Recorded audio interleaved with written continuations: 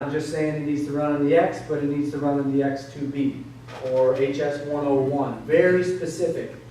Where this has crippled us in the past is when you actually had color work and you put it in your notes, scheduling really wasn't getting that information on a day-to-day basis, right? This is going to impact them directly. This is going to impact pre-press directly, and especially going to impact the color team.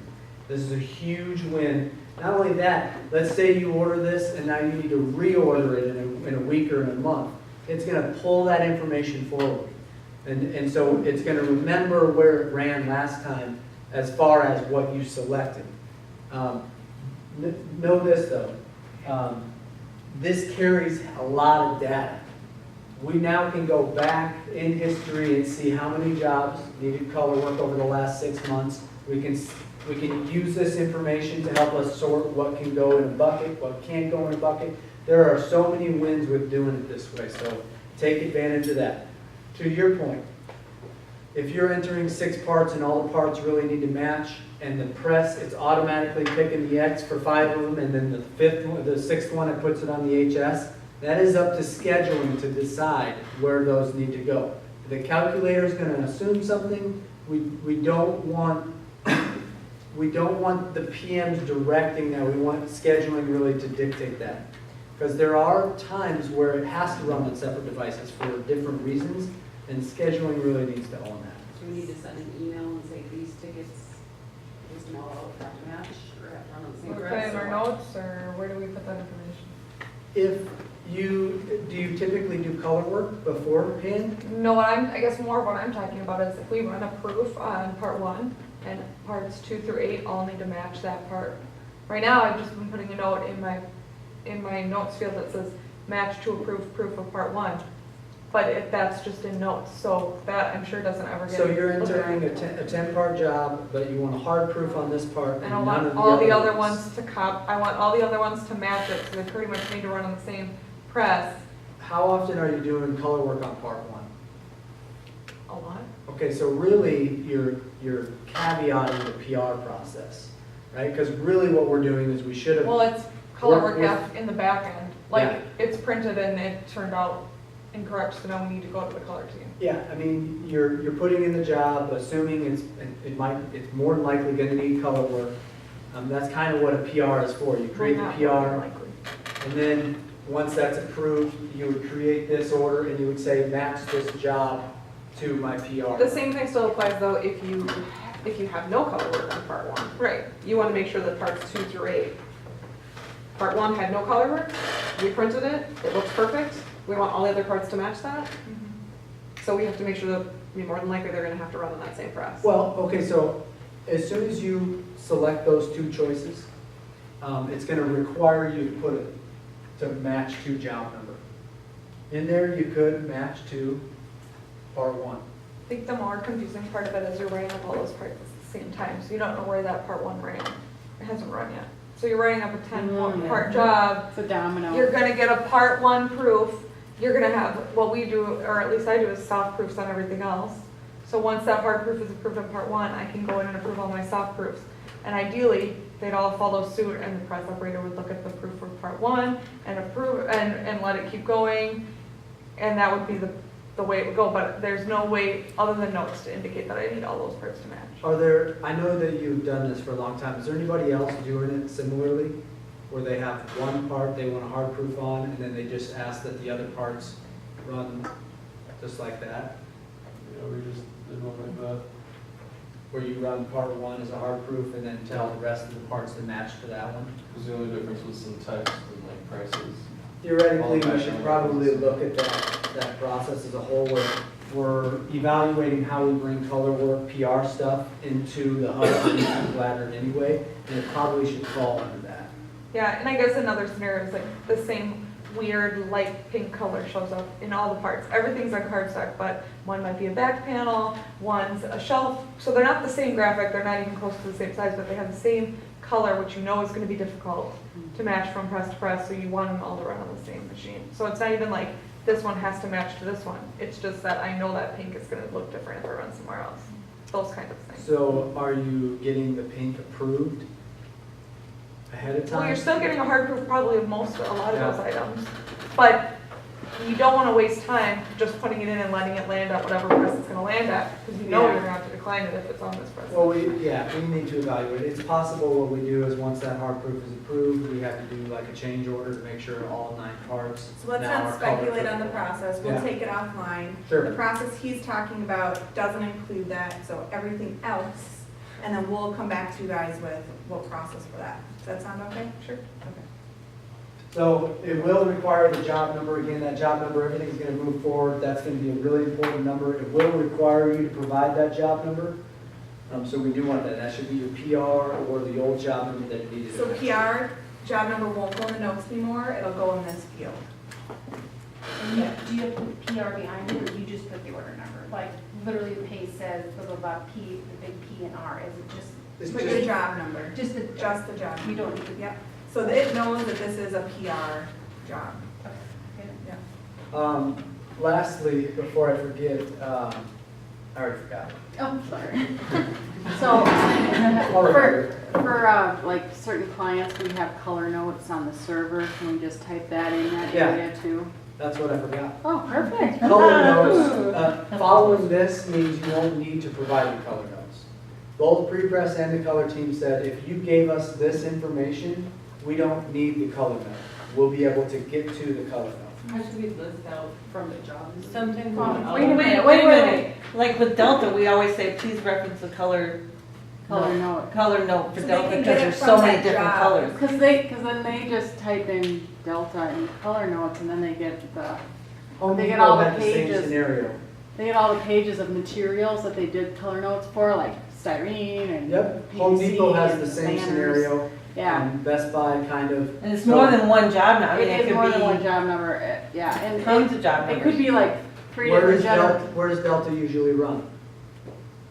which press? Any press. Any press, because Any we've press. got, yeah, we pretty much did a wide spectrum, so in case one press was booked, we could switch it over to another one. So what's nice about the color notes is there might be like 20 pages of notes because we got different materials, different printers, and maybe different white maybe points. maybe the ink set changed, and so now this page is bad, we gotta do a new one, so they usually just go into it and they know which one's the most current. So you don't know where your card stock for Delta needs to run?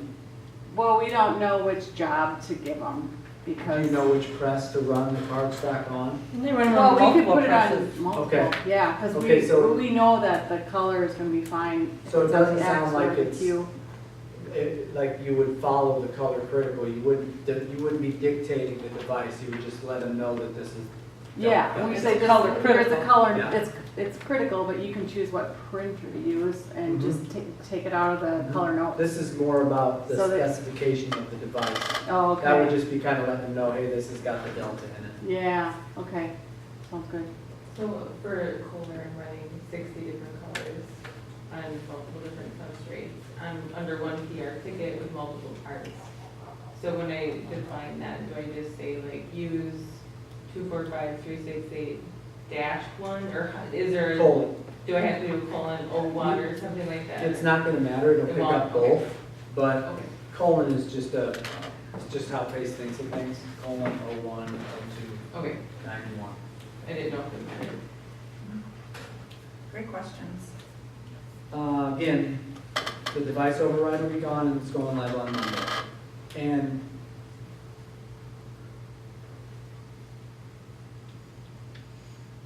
oh yeah, so device errors out.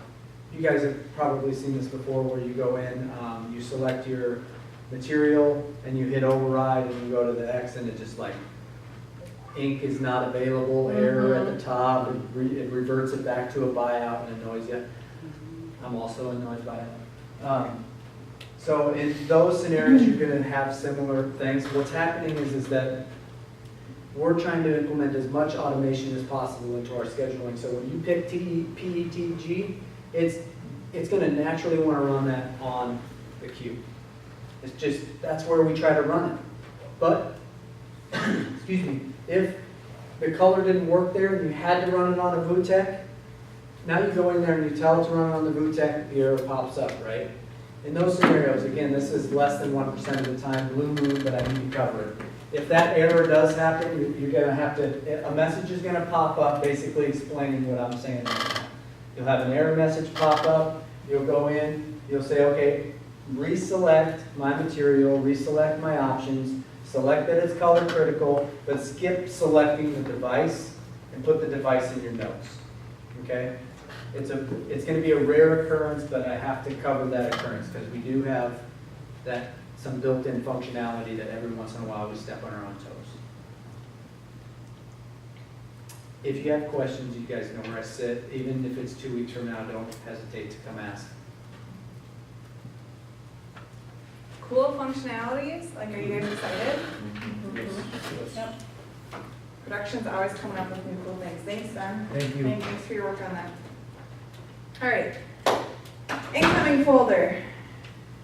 Guess what, we have 8 terabytes of storage in this folder. We are in crisis mode, we have way too much in there, we're at capacity, we need to do something differently. So starting on Monday, we're gonna have a new folder, and it's called Submit to Prepress. So it's gonna be write-only, it's gonna be very much like Dropbox, so you'll drop your files in there, whether it's for pre-flight or pre-press, and then they'll go do something with it. What's happening with our current incoming folder is people are using it for workable files, and it kind of sits out there for not months, years, and it's kind of built up. So on Monday, the incoming folder is going to be read-only, so you will not be able to put anything in there or make any edits anymore. Until then, if you guys could go, if you know something can be deleted in that folder, if you could help us out by deleting it, so we can shrink that down a little bit. But after 6 months, we're gonna archive that incoming folder because we should have processed all those jobs. And then the submit to prepress true Dropbox is gonna be the go forward process. Sephora is gonna be a little bit different. Did Lana talk to you about that process? Okay, you guys are good? Cool. Any questions on that? I know it's different, but we gotta get our storage under control here. A few little small updates and reminders, vendor invoices. When you're talking to your vendors, make sure that they're emailing their invoices to the AP email address. Makes Ann's life a lot better, she's not having to track these things down, just have them email her directly. Okay. And then the same day fulfillment ship to address. So if you have items that are being stored over at 2 for inventory, but it needs to go out right away, or maybe it has to marry up with something, it's a back order or something, you can actually select now same day fulfillment, ship to address. It notifies too that, hey, this needs to go out, don't put that away, let's get it out the door. That make sense? Do you guys know how to allocate multiple ship to addresses in Clatter? Not everybody? Okay, so I know sometimes you put in an order for 5, and one piece may be rushed and the rest of the 4 can be put away. You can actually go into Clatter and allocate those quantities. So you can allocate one ship to address being same day fulfillment, the rest being just TBG2 fulfillment or wherever you need to go. I won't bore you with all those steps. What I'll do is I'll include it in that SOP and with the training recap email, and you guys can go through it. If you have questions, come see me or Jill Alfano. She actually built the SOP. She can help you with that as well. Okay?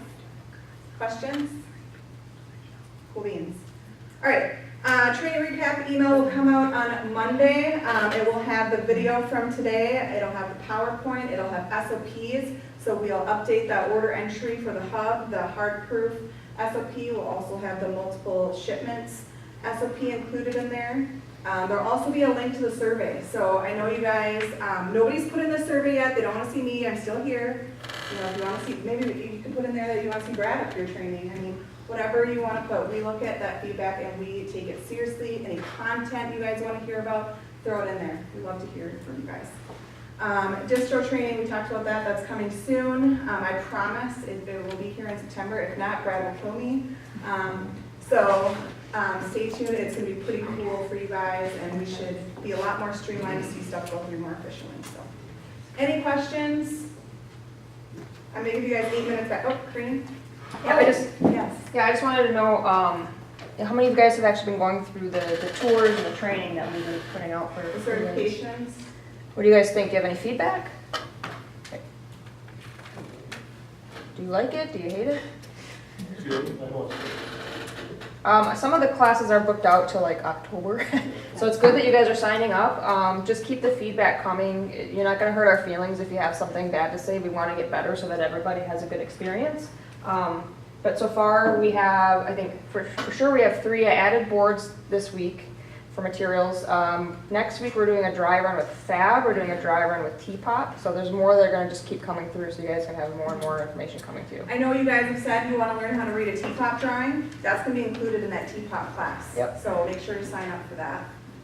More will be coming, and you guys will get your little business card saying that you're certified, and then we'll have the full certifications that we'll put into your HR records, so as you continue to build your professional development here. How many have done the kitting tour? Okay. Yeah, I did that today, and I thought it was excellent. Good. Gave me a really, so I encourage you guys to do it, see what they deal with day in and day out on the floor, and it gives you a really, I mean, they pull off some miracles out there. So, give them the time to go through the tour and see what they actually do. I mean, the cool thing is they're putting a lot of work into it. You're dealing directly with the subject matter experts. We have a syllabus in place. Did you guys take your test? Everybody passed that took it? Yes? All right, good. That's good. So a test actually comes out for about you have to pass it to your certification. It was a really slow dad. What? Did you get 100%? Oh, the kitting one? Yeah. I didn't take the kitting one yet. Oh, you did? Okay. He just Well, got- he let's just got it figure assigned out to how you him. did. I've taken the test for the other ones that How'd that go? Good. All right, good. 100%. It's Good. 100% worth it. All right. I don't know about hats yet. It's past it. Okay. First try or? All right. Yeah, how many attempts? Brad, did you pass the test? I haven't taken it yet. Okay. All right, well, thank you guys. Continue to provide feedback. We appreciate you. Yeah, you get that. Let's just take a bunch of time.